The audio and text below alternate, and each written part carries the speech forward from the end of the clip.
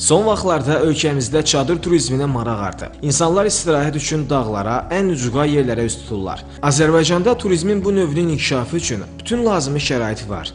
Unikal və rəngarəng təbiət, milli parklar və qoruqlar, otellər şəbəkəsi və turistlər üçün parkinq imkanları, əlçatan nəqliyyat infrastrukturu.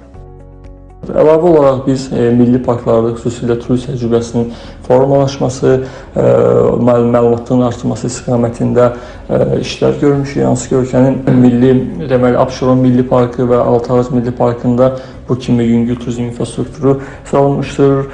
Artıq Quba-Qusar, Şəki-Qax, Zaqatala və Tovuz-Gədəbəy Daşkəsən ərazisinin hər birində 5 ədəd belə turizm məhsulumuz var. Qiymətlərə gəlincə isə bu günlük və gecələməyə görə dəyişir.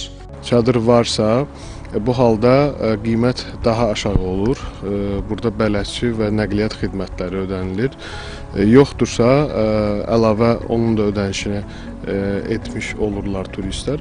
Təxmini deyə bilərəm ki, bir nəfər üçün 35 manatdan başlayaraq, burada artıq çadırı olan bir şəxsdə, olmayan bir şəxslər isə 75, 85, 120 manata qədər olan qiymətlər dəyişilir.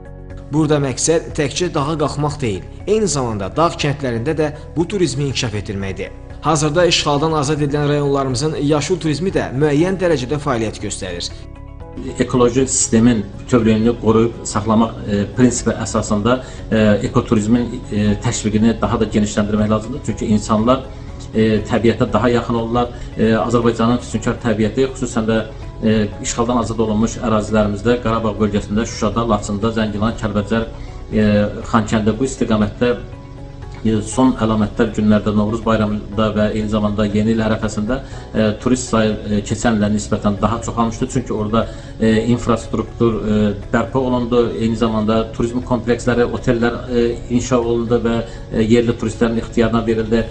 Çadır turizmindən istifadə edənlərə isə tövsiyə olunur ki, istirahət etdikləri məkanları əvvəlcədən seçsinlər, daha təhlükəsiz meşələr və ya parklara üst tutsunlar. Yaxşı olar ki, çay kənarlarına üstünlük verilsin. Bununla yanaşı istirahət etdikləri məkanların təmizliyinə riayət etsinlər və təbiətə zərər vurmasınlar.